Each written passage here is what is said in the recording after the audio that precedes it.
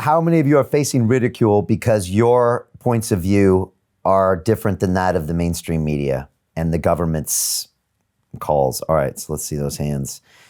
Is that most people? I don't know. Pamela Rogers hasn't put her hand up. Otherwise, I see most people here.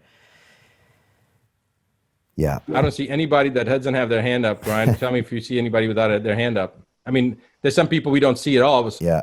I'm assuming you can't really include them in the vote, but I don't see any. That must be frustrating. Is that frustrating, everybody? Can I just see thumbs up? Is that frustrating to feel like you're the one and that to try to come out and say something that you know is medically correct and everyone is saying, no, that's not true. And you're like, but I'm a doctor and I know what I'm talking about and I have colleagues that feel the same way. And yet you're listening to someone like a Bill Gates or a Fauci try to tell you what to do who have these vested interests. Isn't that frustrating? Yeah. How many people feel frustrated? Raise your hand on this again one more time. Because now this is like, look at the number of heads, even hands waving and heads saying yes.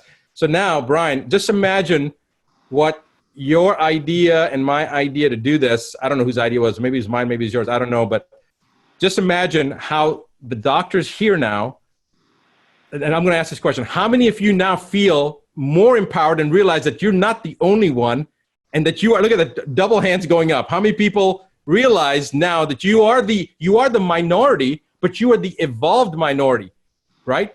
You are the evolved minority. So guys, if you're there, raise your hand. If you look at that, there's people coming and sticking their hand in the camera that weren't, I couldn't even see them before. So thank you, Dr. Ozan.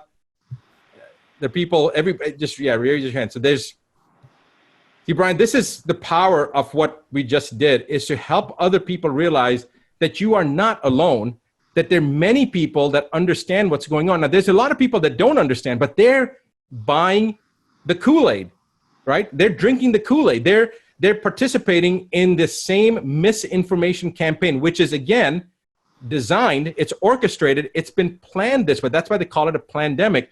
And this goes all the way back to Project Mockingbird after the John F. Kennedy assassination, where the CIA started to infiltrate the media, Hollywood, with an agenda to brainwash people. And you've seen those things where they got the on that movie outofshadows.org, they show newscasters saying something, but as they say it, they show multiple newscasters in 10, 20, 30, 40 different stations saying the exact same verbiage. They're repeating it. You had David Icke on. David Icke talks about the programming of repetition. So now look how many doctors we have here. So we should have everybody make a statement. We should have somebody, if we could say the same thing where everybody's saying it, and then that's what one of the things Mickey and I talked about, where all the doctors can make a statement at the same time, so we can show what the true consensus among the medical profession, among those that are aware, those that are open and receptive to using their own brains, not buying into the rhetoric that's being fed to us by mainstream media. I mean, I'll give you an example. If anybody's had any kind of example like this, a doctor talks to one of the doctors in my clinic and says, yeah, this is such a terrible thing. The ERs are swamped and blah, blah, blah, blah, blah, blah. And then he shows a video of the ERs. So she shows it to me, I'm looking at it, and in my slowest ER in my entire life, it was busier than what I saw this particular ER footage that he was showing. So I said, well, that doesn't look like a busy ER to me. So I asked him, is that a typical ER day for him?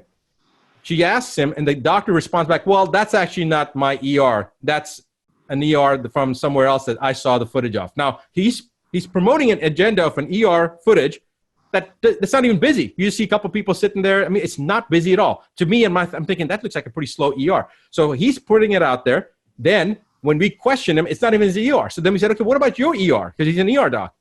Oh, well, our ER is not really that busy.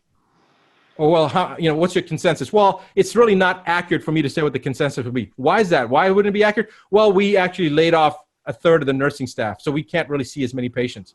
Well, why would you lay off people during a pandemic?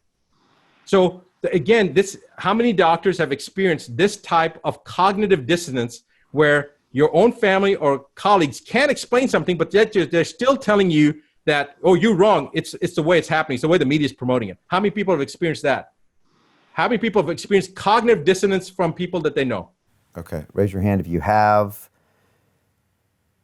Okay, and that's what brainwashing does. Those hands up. It convinces people of something to buy into a line of misinformation.